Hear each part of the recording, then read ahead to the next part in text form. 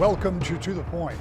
It's been less than 2 weeks since the horrific shootings at Oxford High School. In the wake of this tragedy, like so many others that have come before, the question is inevitably, what can be done to prevent it from happening again? There is no easy answer. This past week, while visiting an early childhood education center in Grand Rapids, I sat down with Governor Whitmer to ask, from her perspective, what might be done to increase security for the state's children while they're in school. Governor, we're in an unusual location to be doing this, to have to talk about the tragedy of last week in Oxford, but kind of brings it home as I was coming through and noting the security here. What, from your perspective, if anything, can the state do to help school districts help keep kids safe in light of that horrible tragedy? Well, my initial comments, I think, really kind of touch on the fact that this is a uniquely American problem, right? And my heart is so broken for the families in Oxford. Not just, obviously and most crucially, the families that lost their children. But also there were 7 other families who were injured by this bullet. There were thousands who've been heartbroken and are scared and are worried about getting back to class. It obviously impacted other districts as well, as we saw other schools closed last week. First and foremost, I am doing everything that I can to just show that we support the community and the families. But we have to, as a society, own the fact that we've all contributed to an environment where this happens in America. And we have a duty for all the children, for all the teachers, for all the families, to work to do everything we can to keep our kids safe in school and give them the confidence that when they go to school, they're going to be safe, so they're not always scanning to figure out, how do I exit this room quickly? We want them to learn. We want schools to be places where they're safe and can grow and have the skills they need to be successful adults. And we've got a lot of work to do as a nation. And here in Michigan, we've got a lot of work to do as well. There in the House last week was a piece of legislation, a supplemental spending bill, that spends about $368 million. And because of and in light of the Oxford shooting, there was another $40 million added on to $10 million for a total of $50 million for resource officers around the state. Now, that's not the answer, but is that part of the answer? Yeah, I think so. I think that there are a lot of different pieces to addressing this and giving parents and kids and educators comfort knowing that they're safe in our schools. I think that could be one piece. I hope that the legislature will continue to stay at the table and be engaged on other additional measures that we can take to keep our kids safe. That's got to be, in this tragedy, it is hard to see anything that constructive come from this. It's horrifying, it's gut-wrenching, but maybe we can take some action together to make this less likely to happen. And we have a duty to the 4 souls we lost to pursue that, and to all kids in all schools all across the state. Change subjects for a moment to something that you and I have talked about endlessly now for 20 months or whatever it's been. We talked just recently about it. We're still seeing high rates of infection. Hospitalizations are up. Hospitals are strained worse now than they have been at any time during the pandemic. I know that when we talked before, you said there are only limited things you can do, but is there anything, and I know immediately where you're going to go with the first part of the answer, but is there anything else that we can do, you from a governmental standpoint? Obviously there's personal things that all of us can do, because the idea that so many hospitals are so full makes it really dangerous as we get into a time of year when people are going to be getting sick from other things too. That's right. It impacts every one of us when our hospital beds are filling up. And we know that the vast majority of people that are getting sick with COVID are unvaccinated. Yes, if you're vaccinated, you can carry COVID, but the likelihood of you ending up getting really sick or hospitalized or on a ventilator is very small. in comparison to the group of unvaccinated people who are still contracting COVID and spreading COVID and can be vectors for mutations of COVID that could ultimately expose us all again. So I'm frustrated. I'm frustrated just like every person in this state, in this country, and probably around the globe is, that we are still battling this virus. We have what it takes to beat it. If more people would get vaccinated, we would all be better off. I've been in close contact with our hospital leaders. None is suggesting that I start, utilizing these blunt tools. We had to before we had vaccines, but every one of them is recognizing and alerting communities that the more unvaccinated people that are filling beds because they've got COVID, the more it undermines all of our ability to know that we can get health care if we need it. I was in Pontiac at McLaren, thanking the nurses and doctors and all the incredible people that tended to the victims of the Oxford shooting. This is a group of people that has for 2 years been on the front line. They are exhausted. They are, their workforce is thin because so many have left. We can't afford to let this go unabated, but the solution is trying to get more people vaccinated, trying to keep people out of the hospital. If you get COVID, to look into monoclonal antibodies so you stay out of the hospital. But it is largely at this point the unvaccinated, and a sweeping mandate I don't think is going to dramatically impact that group of people to get vaccinated. And that's who we really need to focus on. When we come back, our yearly look back with the governor at what was another unpredictable year. What challenges and, from her perspective, successes did the state have? And what's next with a still volatile pandemic and divided government? That's next. To the Point. Welcome back to the Point. At the end of each year, we sit down with the state's chief executive and talk about the preceding 12 months and take a look ahead at challenges and opportunities that may arise in a new year. The backdrop for this year's interview include a continuing surge in COVID cases, billions of dollars, largely in federal pandemic relief, still to be spent, and more to come in infrastructure money, and how all of that will impact the way a Republican legislature and Democratic governor interact in an election year. Every year for more than I care to remember, I have been able to sit down with the governor of this or other states, and we talk about the previous year. Rarely have I seen a year that is so uneven. On one hand, we saw the first half of the year with many kids not in school in person because of that very thing that we're just talking about. On the other hand, while I, and I think others who are better versed at it than I, predicted there were going to be huge shortfalls in the state budget, it just seemed likely with so many people out of work, so many businesses closed, that tax revenues would be down. While all of that was happening, that's not what happened. In fact, what happened was you and the legislature passed the largest ever school aid fund. I mean, by a long shot, the biggest ever. There was a $3 billion, well, almost a $7 billion swing from a proposed $3 billion deficit to $3.5 billion, more money than you expected. Just give me a little perspective about what that looked like and what it means for schools. Perspective is really hard to come by in this environment. As you just articulated, it has been up and down and unpredictable. I think a year ago, we really thought this time in the year we would be done with COVID, that everyone would have gotten vaccinated, that COVID would be in the rearview mirror, and yet, as you and I just discussed, COVID is still a very real threat. Still unvaccinated folks filling up our hospital beds, and yet we have seen some incredible things happen in the midst of all of this pandemic. We passed the historic K-12 budget, $17 billion without raising taxes. We have expanded early childhood education opportunities to 105,000 Michigan families. We have a Great Start Readiness program for 4-year-olds. All eligible 4-year-olds now have slots in early childhood education.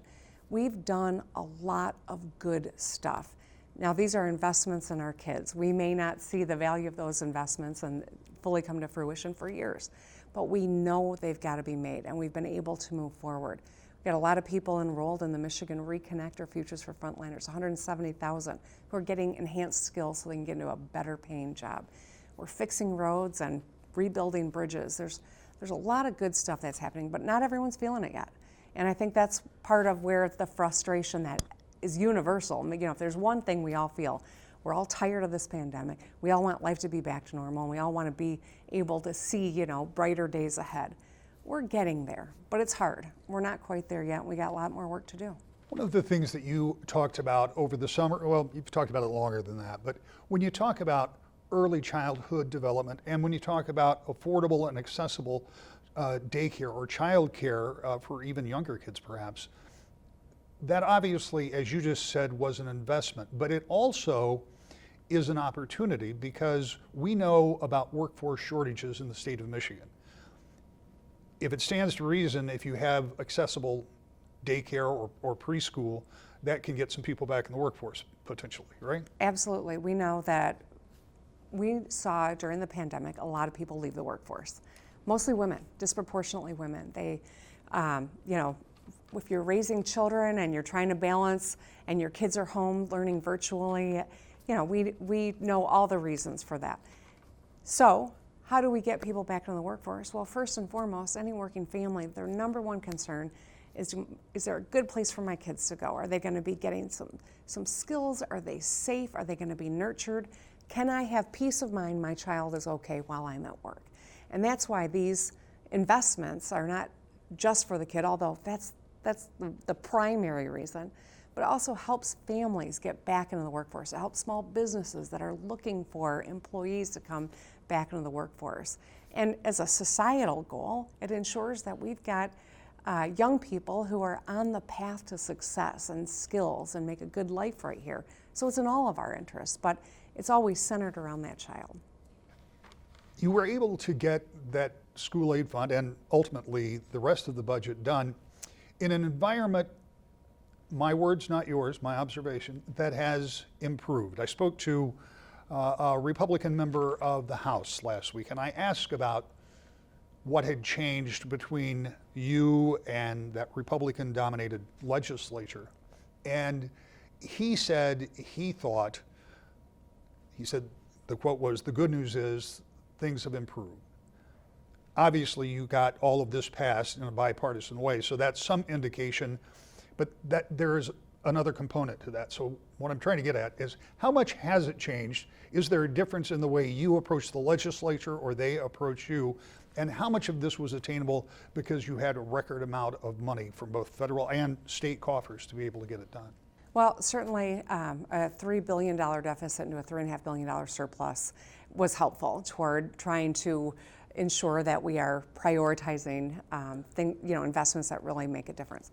We are, as a state, we are still sitting on billions that have come from the federal government that I would love to deploy, whether it's in affordable housing or it is in paths to skills. I mean, rebuilding our water infrastructure. There's so much that we need to do, and getting those dollars deployed is really important. I have always been committed to staying at the table with the legislature, no matter what the rhetoric is. I got a job to do. I want to get it done. And we've been able to do some big things together. I think we can continue. We got to center our work around the people that we all serve. And when we do that, we're going to be outrageously successful. When we let the politics invade decision making where we don't deploy resources, that hurts everyone. So I'm going to stay at the table, and I'm grateful that the legislature has been there too. One of the things that is not lost on anybody is that this next budget will be done during an election year, and those can sometimes be kind of trying. As it was, the ultimate budget didn't get done until pretty late in the year. Do you have concerns that this is going to be another long process? Because not only will you have to do a budget for next year, but you've got all that other money that you say you would like to see out there too. Yeah, I hope it's not going to be a long process. I'll be introducing the budget in February. My hope is that we'll spend, 3-4 months really engaged and get it done. This school aid budget that we've talked about, we got it done, right before 4th of July. That was the first time in a few years that schools knew what they were working with as their fiscal year started. It gave them the ability to make some decisions and strategically hire and meet the needs of their students. That's something that is so important. So I would love to see this budget get done as the legislature anticipated a couple years ago when they changed the law, get it done before any sort of a summer break. Let's talk a little bit about that school aid budget, because you got it done. You came over to the west side and signed it over here. I remember that. And as we talked about before, it's historic, but perhaps even more so is what it did. It fulfilled a promise that was made to the people in the state of Michigan almost 30 years ago. Talk about closing the gap between schools and getting an equitable, even funding for everybody. How did you get there?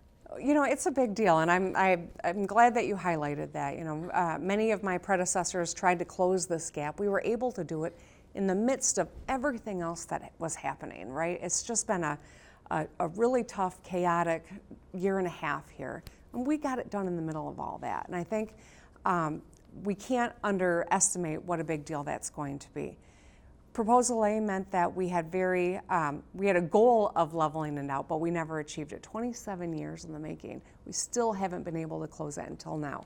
So bringing lower funded district up to where the highest funded are, but also investing in English language learners and special education, and these are at-risk student populations. This is the equity that we built into the budget as well. So this is how we level the playing field and wrap our kids with the kind of supports that they need to be successful, whether it's counselors or it is nutrition, in school.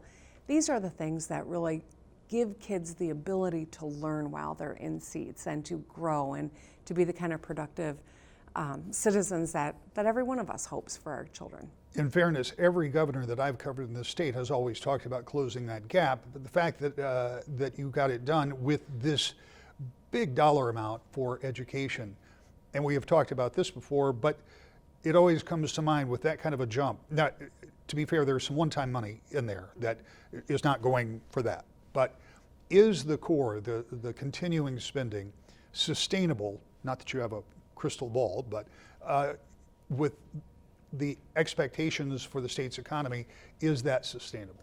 One of the things that we've really been conscious of is, good fiscal management.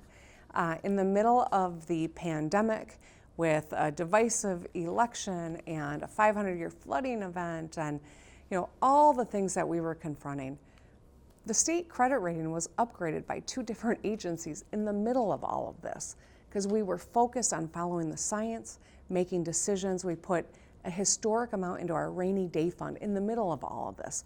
We made that shrewd investment because we know we may have challenges in the future. We want to have the ability to meet those challenges. So I think it's really important that we acknowledge as we build budgets, we don't spend on things that will be ongoing expenses with one-time money. We have not done that in my administration. We've been very shrewd about ensuring that if we build something out, we're going to be able to sustain it. And projections are that we will be with regard to our K-12 investments we've made. One of the biggest challenges the governor and legislature may face is how to spend unallocated one-time money in such a way it doesn't create a continuing obligation for the state, and at the same time agreeing on how to allocate billions to come in the infrastructure bill recently signed into law. And while they grapple with those and other issues, in Washington, United States Senator Gary Peters convened a subcommittee hearing to talk about a problem that has impacted virtually every sector of the economy and almost everyone who consumes, anything. The broken international supply chain and how to fix it. Next, To the Point. Welcome back to the Point. Michigan U.S. Senator Gary Peters is the chairman of the Commerce Subcommittee on Surface Transportation, Maritime, Freight, and Ports. This past week, he held a hearing to look into the problems with the supply chain, creating havoc globally. Shortly after that hearing, we talked with the senator. Senator, you are the chairman of a subcommittee for the Commerce Committee that deals with transportation, including shipping around the globe, and you had a subcommittee hearing today and outlined some of the current problems we're having with our supply chain.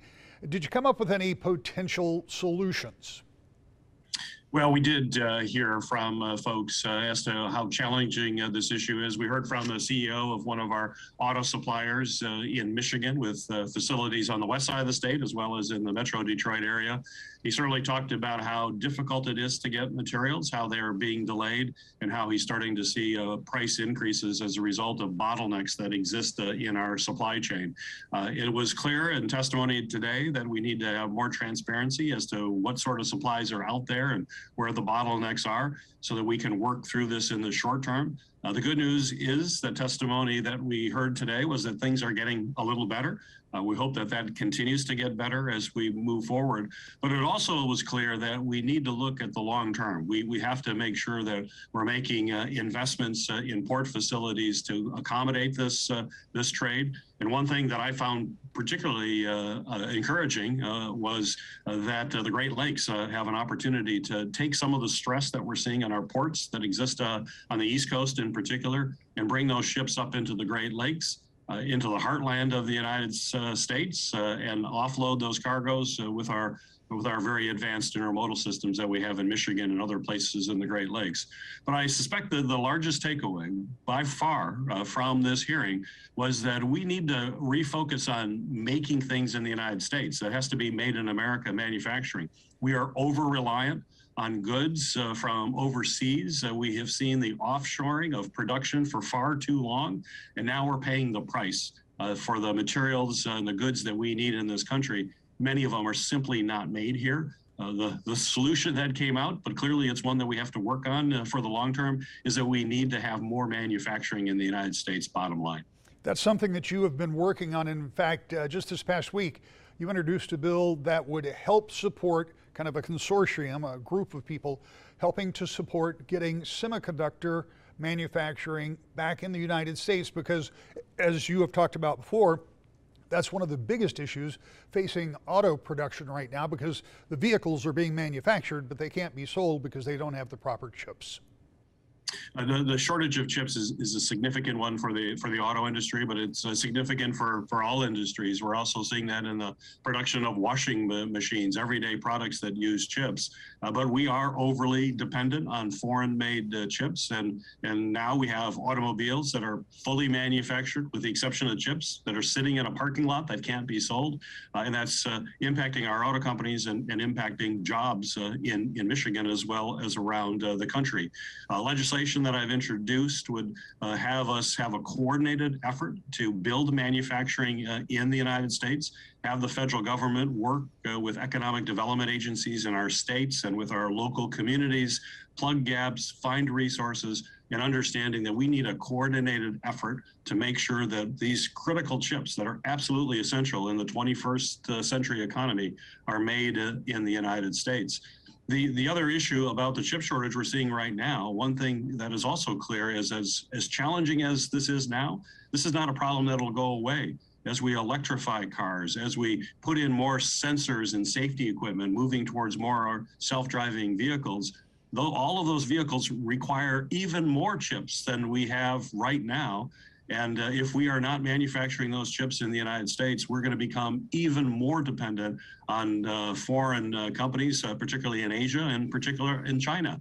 And that's simply unacceptable to me, which is why we're working every single angle to enhance manufacturing of chips in the United States. As we move into the final weeks of the year, the state and federal legislatures will soon be wrapping up for 2021 with a full plate of activity in both Washington and Lansing after the new year begins. We'll be here to talk to the decision makers about what they're dealing with every week when you join us. To the Point.